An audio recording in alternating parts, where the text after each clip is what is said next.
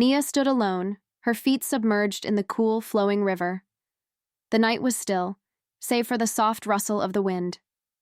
The moon, heavy and full, hung above her like an ancient watchful eye, casting its pale light across the water. Her hands trembled as they brushed against the rough, damp stones beneath the surface. She whispered something into the air, her voice low but urgent, as if speaking directly to the moon. The omen she had felt in her dreams was now here. The river, once a peaceful source of life, had become something else, something darker.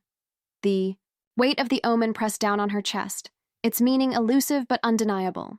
The moon had summoned her here, and she had no choice but to face whatever awaited her.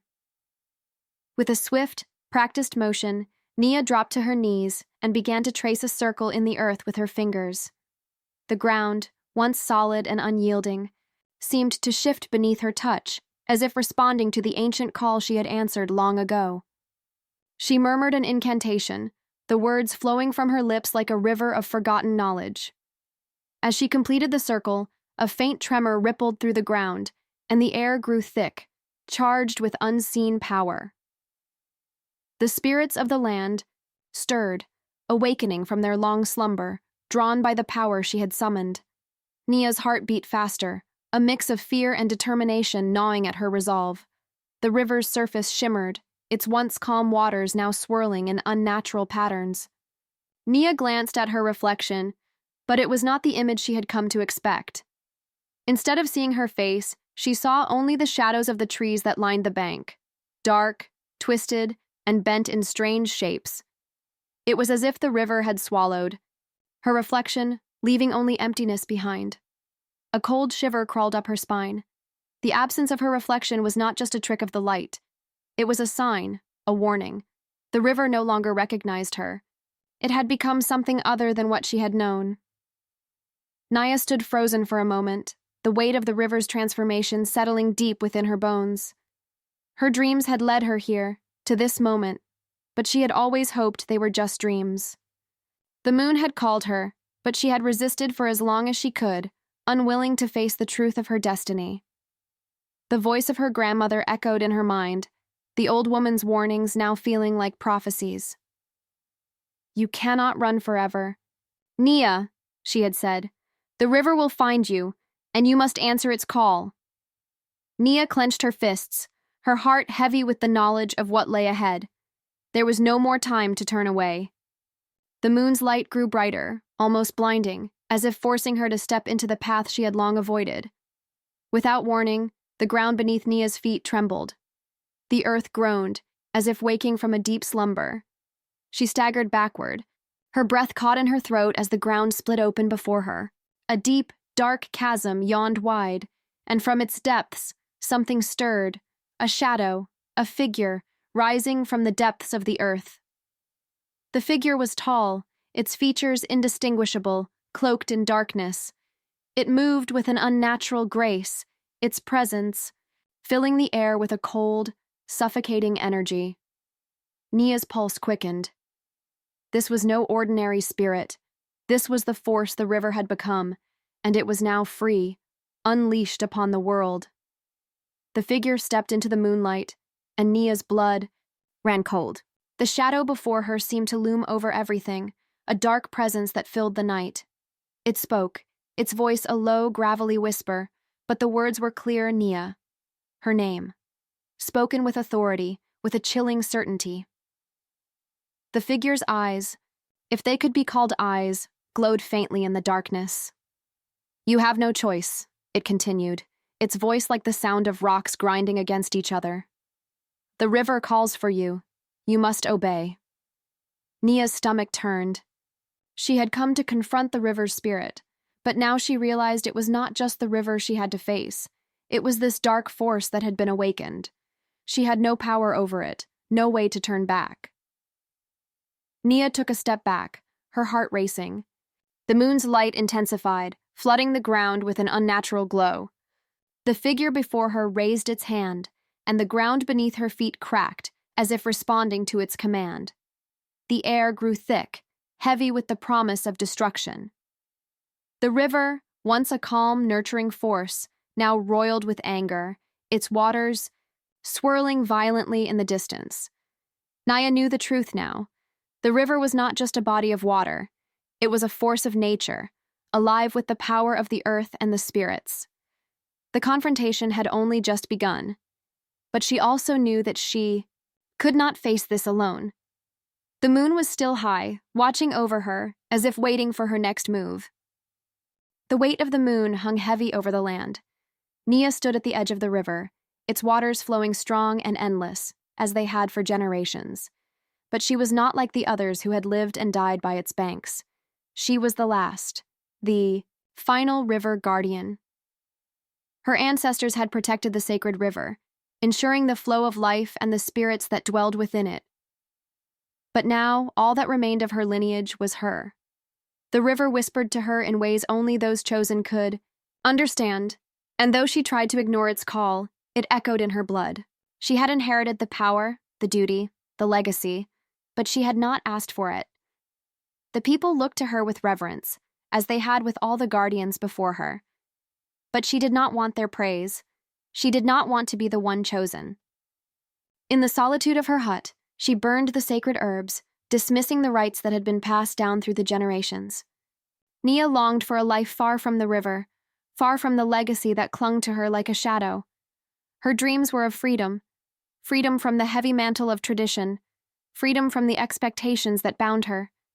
She dreamed of faraway places, where no one knew her name, where she could simply be Nia, not the last of the river guardians. But deep inside, she knew she was fooling herself. The river would never release her. Her grandmother stood tall, her weathered face hard with wisdom.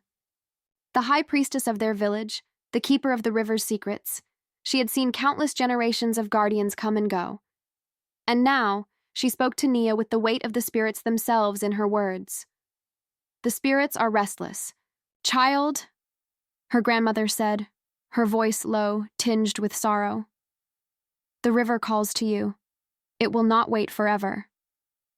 Nia stood silently, anger and fear swirling inside her like a storm.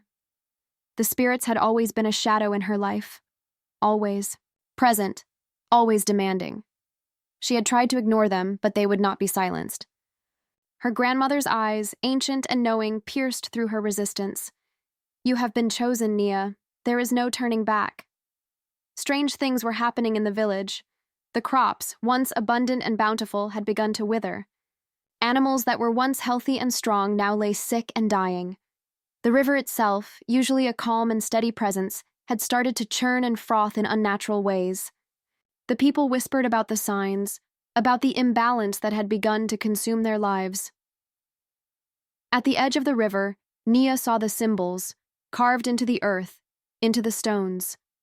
Strange, unfamiliar markings that seemed to pulse with an eerie energy. These were not marks of the river's guardianship, but something darker, something foreign. She felt the pressure of the spirits on her, calling her closer, pulling her toward the truth she had long tried to ignore. Nia stormed into her grandmother's hut, her face flushed with frustration. I never asked for this, she shouted, her voice trembling with a mix of anger and fear. This is not my life. I did not choose to be the guardian. I do not want this burden. Her grandmother stood unmoving, her face as stoic as ever, yet her eyes were filled with understanding. You do not choose the path, Nia. The path chooses you. The river's call is louder than your fear. Nia turned away, pacing the small space. The weight of her heritage bore down on her like a suffocating cloud. I am not ready, she whispered. I do not want to carry this. You do not have a choice, her grandmother said softly. The spirits are waiting. They will not wait forever. That night, the moon shone full and bright in the sky, casting a pale light across the land. Nia stood by the river, the symbols still lingering in her mind, haunting her every step. She could hear the murmurs of the spirits, the rustling of ancient voices calling her name. The weight of prophecy pressed heavily on her chest. The river's power was hers to command, but she could feel it slipping through her fingers. It was not just the river that was in danger, it was the balance between the earth, the spirits, and the people. Her bloodline had maintained this balance for generations. Now, it was her turn. "You must restore it," the voice of her grandmother echoed in her mind. "The spirits will demand it, whether you are ready or not." The pressure of her bloodline's duty came crashing down on her as the moon reached its peak. Nia could feel the river's pulse beneath her feet, the ancient energy flowing through the earth and into her veins. The spirits were calling. She could no longer deny them. The moonlight seemed to shift, casting strange shadows across the water. The river, once a symbol of life, now seemed like a force of destruction, ready to consume everything in its path. Nia knelt beside the water, her fingers brushing against the surface. She could feel the spirits swirling around her, waiting, watching. This was the moment she had been avoiding, the moment when she would have to choose. To restore balance, she would have to give herself fully to the river, to its power, to its spirits. And in doing so, she would have to confront the darkness that now plagued her people. In the distance, shadows moved. Figures crept along the edges of the river, drawn by its power. They were not the villagers, nor the guardians of old. These were outsiders, men and women who sought to claim the river's energy for their own. The river, once a source of life, was now seen as a prize, a weapon to be controlled. Nia knew the time had come. The spirits had awakened, and the river's power was no longer a secret. But with this knowledge came danger. Those who coveted the river's strength would stop, at nothing to seize it. The line between ally and enemy blurred as Nia stood on the edge of the river, ready to face whatever came next. The spirits had made their demand. It was time for her to fulfill her destiny, whether she was ready or not. The pulse of the river was faster now, an urgent rhythm like a heartbeat echoing through the earth.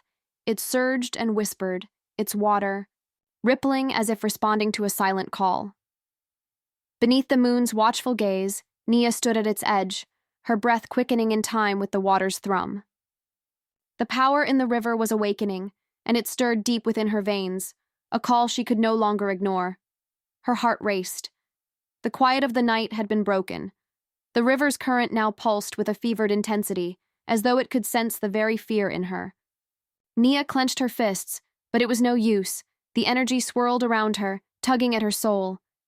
Then from the darkness, the figure emerged, a shadow that moved with an unsettling calm, each step sinking into the earth as though he were part of it.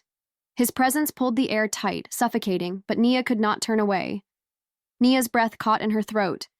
The figure stepped closer, his outline barely visible against the moonlit river. There was something both terrifying and familiar in his presence, like a memory she couldn't place. His movements were graceful, deliberate, as though he had walked these paths before, perhaps in another time, another life. "You do not need to be afraid," the figure said. His voice was soft, yet carried the weight of ages. It was not a voice that belonged to flesh, but to something older, deeper. Nia squinted, her eyes narrowing as the figure drew nearer. She should run, she knew that, but her feet were rooted to the ground. The river seemed to press against her, from all sides, urging her to listen. "You know me," he continued. "I am the spirit of the river. Your bloodline has always known me. I am the one who gives life and takes it away. And now, I come to claim what is mine." With a slow, deliberate gesture, the figure raised his hands. The river responded. The waters parted, swirling and rising, dancing to the will of the figure, who now stood before her in his full, terrifying form. He was no man. He was something ancient, something that had existed before the first step was taken on the earth. The figure's eyes glowed with an unnatural light, and his voice carried the sound of winds howling through the ages. "I have watched over these lands long before you were born, Nia. I am the river, and the river is me. What you see, what you touch, what you fear, all flows through me." Nia stumbled back, her hands pressed against the ground for support. The weight of his words sank deep into her chest, his power pulsing like an electric current through the air. "You are the last," the spirit continued, "the last of your line, and the river's power rests with you now." A cold realization washed over Nia, clearer than any river's current. This spirit, the one she had tried to ignore, The one whose presence she had denied was the cause of the suffering in her village. The crops had withered.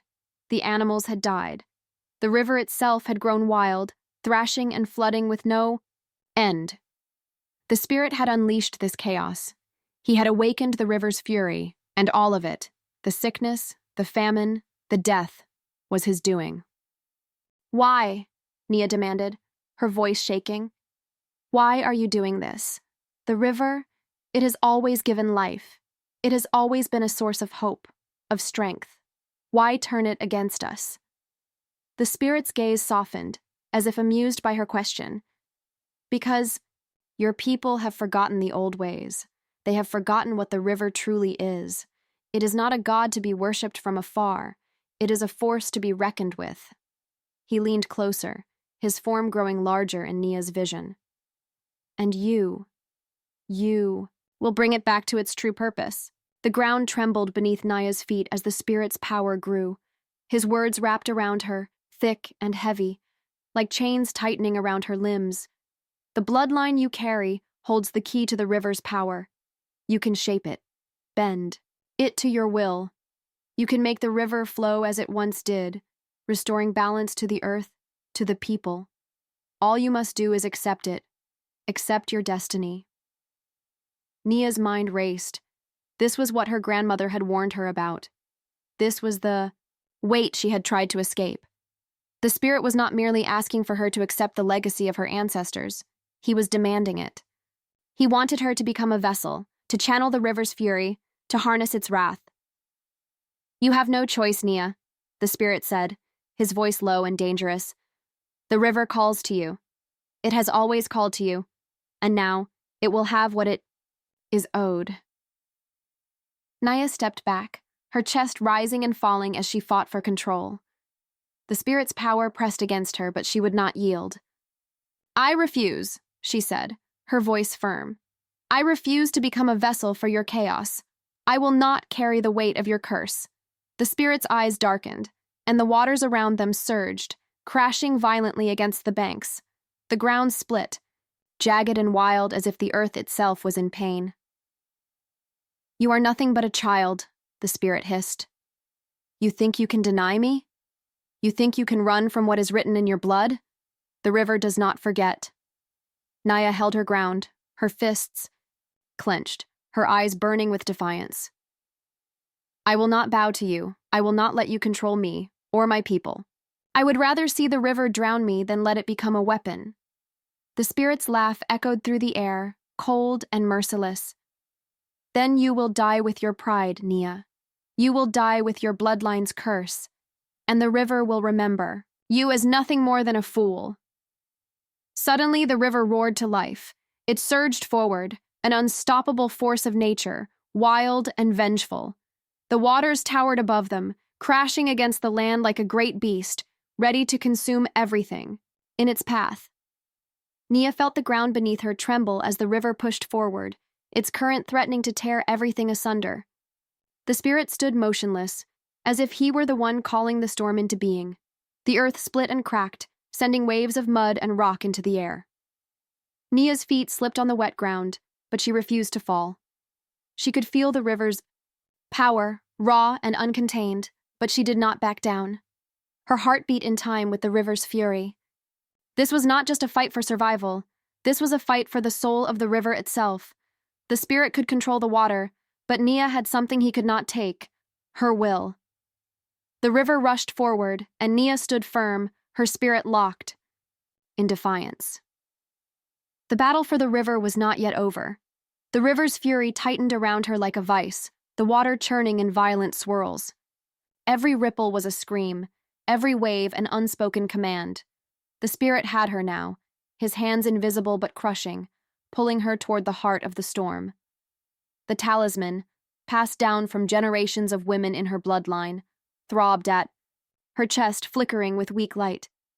Its power fought against the spirit's grasp, but it faltered, struggling to match the force of the river's wrath. The spirit's cold laugh echoed through the water, as if mocking her resistance. "You cannot escape, child. The river is mine, and now you are mine." Nia's chest heaved with each breath, but she refused to give in. The talisman glowed faintly once more, and she tightened her grip on it, drawing what little strength it had left. Shaking but resolute, Naya lifted her head to face the spirit's presence. The river roared like a beast behind her, the water crashing in waves of fury, yet she stood tall. The spirit's grip tightened, but she would not bow. "I am not what you think I am," Nia said, her voice trembling but strong, cutting through the noise. "I will not be your puppet. You cannot control me." The spirit paused, the water stilling for a fleeting moment, as if confused by her words. Then he laughed again, a sound that rumbled from deep within the earth. "You still think you can defy me? The river does not forget. It will devour you as it has devoured all who came before you." Nia's heart beat wildly, but she kept her eyes locked on the spot where the spirit's voice came from. "I am not afraid of you. You are not the river. You are its chains." The spirit's mocking laughter echoed again, and the river surged forward, pushing Nia back with relentless force. She staggered but refused to fall, digging her feet into the earth. Her muscles screamed in protest, but she clenched her jaw and fought against the pull of the river. The talisman sparked once more, weakly at first, and then with increasing strength. "Your bloodline has always bent the river to its will," the spirit sneered. "But you cannot fight what is in your blood." Nia's voice was steady now, despite the pressure crushing against her. "I will not be a tool for your destruction." The river writhed, as though in response to her defiance. The spirit's control wavered, and for a brief moment, Nia felt the tide of power shift, though only slightly. She pressed on, refusing to let him break her. With each pull, the current grew stronger, pulling her closer to the water. The moon, once bright, seemed to fade into darkness, leaving only the roiling river and the oppressive weight of the spirit's presence. The cold air wrapped around her like a shroud, and the sound of the water crashing grew deafening. Naya could feel the spirit's power drawing her into the abyss, her feet slipping, the earth crumbling beneath her. Her body was heavy, weighed, down by the water's force, but she fought with every ounce of strength. The talisman pulsed again, its light dim but steady. "You cannot hold back what is already yours," the spirit whispered, his voice a hiss against her ear. "The river will claim you, just as it claimed those before you." With a final pull, Nia's legs buckled, and she was dragged toward the water, her vision blurred by the crashing waves. In the chaos, a sudden flash of light burst from the talisman, brighter than the sun at midday. For a heartbeat, the world paused. The river stilled. The air grew heavy, thick with the weight of truth. Naya's eyes opened wide as the truth struck her like lightning. The river's power was not for control. She was not meant to bend the waters to her will. She was the key to releasing it, to setting it free. The talisman pulsed again, stronger this time, and the river seemed to listen, its raging force quelling for just a moment. In that instant, she understood. She wasn't to control the river's fury. She was the one meant to set it loose, to end the suffering that the spirit had caused. Gathering every bit of strength she had left, Nia thrust her hands forward, pushing against the force of the spirit. The talisman burned hot against her chest, its power flowing through her veins like fire. With a fierce cry, she released everything, the fear, the doubt, the pain. The river's power surged in response, but this time it did not pull her toward destruction. The waters roared, but the sound was different. It was no longer a call of violence, but one of liberation. The earth trembled beneath her feet, but Nia stood firm, her body alight with energy. With one final, desperate push, Nia shoved the spirit back. A shockwave of energy rippled through the earth, and the river's power receded, its fury fading as the waters calmed.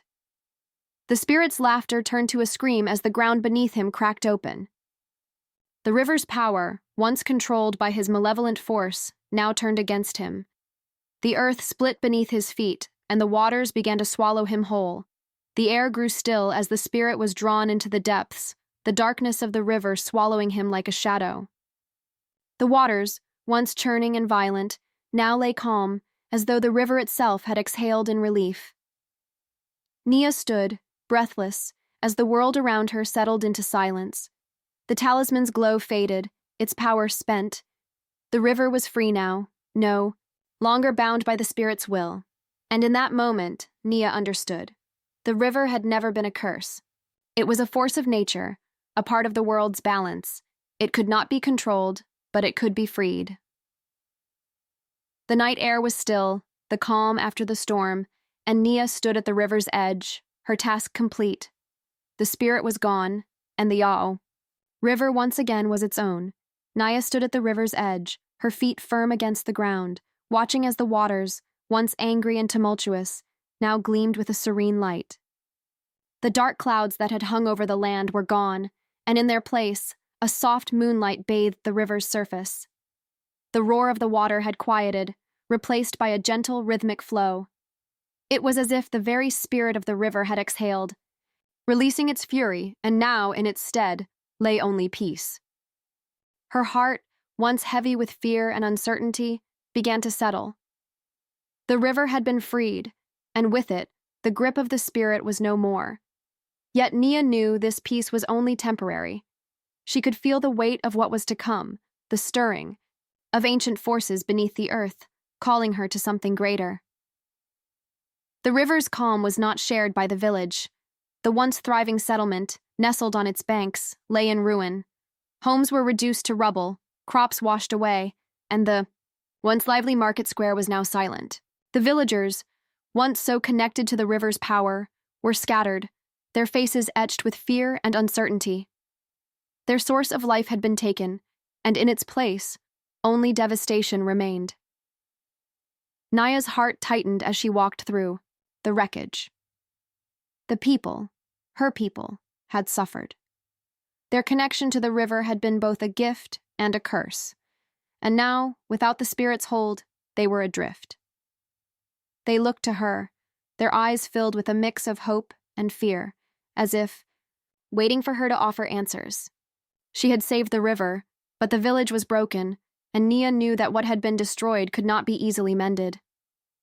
In the stillness of the night, Nia could feel it, the pull of the river's ancient power, calling her to restore what had been lost. The earth beneath her feet seemed to hum, a deep vibration that resonated through her bones. It was as if the very land was urging her forward, calling her to step into the role that had always been hers to claim. The balance that had existed between the village and the river was gone, shattered by the spirit's wrath. But now Nia understood. She was the one who could restore it. The power she had freed was not for her to control, but for the people to reconnect with, to find a new harmony, one that did not depend on domination, but on balance. The land, the river, and the people were one, and Nia was the thread that tied them all together. It was her duty to guide them back to the path of harmony, but she knew it would not be easy. The forces she faced were ancient, and the journey ahead was one of great sacrifice. As Nia stood in the heart of the village, she thought of her grandmother, the woman who had taught her the old ways, who had warned her of the dangers of tampering with the river's power. The river is a force of nature, her grandmother had always said, and to challenge it is to invite destruction. At the time, Nia had believed those words to be nothing more than tales, stories passed down through generations. But now, standing amidst the ruin of the village, she realized that her grandmother's warnings had not been just stories. They had been a prophecy that Nia was meant to fulfill. The river's power had been too great to control, too volatile, to bend to human will. But in freeing it, Nia had unknowingly set the stage for her true calling. Her grandmother had spoken of the balance between humanity and nature, and Nia now saw that she was the one meant to restore that balance. The river's power was no longer a threat. It was free, its fury spent. But Nia understood that the true challenge had only just begun. The village lay in ruin, and the people, her people, needed her guidance. The river could no longer provide for them in the way it had before. It was no longer a force they could depend on for sustenance or safety. They would have to learn to live without it. But Nia knew that this, too, was part of the balance. The river had given them life, but it had also taken from them. It was time for the people to learn to live in harmony with the world around them, to rebuild not just their homes, but their connection to the land. The real test would not be in battling spirits or controlling forces beyond their understanding. It would be in guiding the people through the unknown, in teaching them how to restore the harmony that had once existed between the river, the land, and the people. As Nia walked through the village, the weight of the responsibility ahead pressed down on her shoulders. She had freed the river, she had defeated the spirit, but the journey was far from over. She had seen the devastation, the confusion in the faces of the villagers, and she knew that they would look to her for answers. But Nia was not sure she had them. The river had been her guide, and now it was gone. The balance had been broken, and she, the one who had released its power, was the only one who could restore it. It was a heavy burden, one that would require sacrifices she was not sure she was ready to make. But she had no choice. She had been chosen for this path, and the village, the river, and the people depended on her. With each step, Nia felt the weight of her responsibility grow, but she also felt something else: determination. The road ahead would not be easy, but she would not turn away. She had freed the river, and now she would restore the balance that had been lost. The journey was just beginning, and Nia, the one who had released the river's power, was the only one who could bring it back into harmony with the world. The realization struck Nia like a sudden storm. She had spent years seeking control. Control over the river, control over the forces that shaped her world. She had battled the spirits, freed the river, and conquered the elements. But now, standing in the quiet aftermath, she understood something deeper. Power was not about domination. It was about understanding. The river had been a force of nature, unstoppable, relentless. But Nia had not controlled it. She had only released it. The true power, she realized, was not in holding something back, but in letting it go. Power was not ownership. It was release. It was harmony. The river had taught her that. By acknowledging its strength and allowing it to flow freely, she had found her own strength. The power she had been seeking was never hers to hold. It was the land's, the river's, and the people's. She was but a guide, a servant of the balance.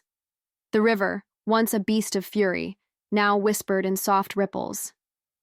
Nia sat by its edge, watching the water, as the lesson it held for her unfolded. It was a reminder of nature's power, not as a force to be tamed, but as a force to be understood.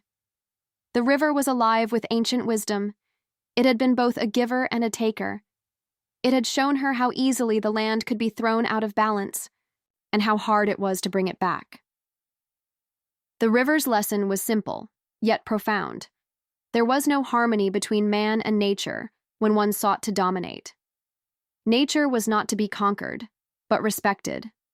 To live in balance with the world meant acknowledging the strength of the earth, the spirit, and the water. Everything had its place, and every force had its rhythm. In releasing the river, Nia had restored the flow of that rhythm.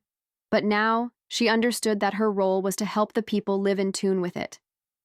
Nia stood before the elders, who watched, her with quiet eyes waiting for her to speak. She had freed the river, but at a cost. The village lay in ruin, and the people were scattered, their lives forever altered. The balance she had sought to restore was not without sacrifice. She could see it in their faces, the uncertainty, the fear, the longing for the old ways. To restore balance, she realized, required sacrifice.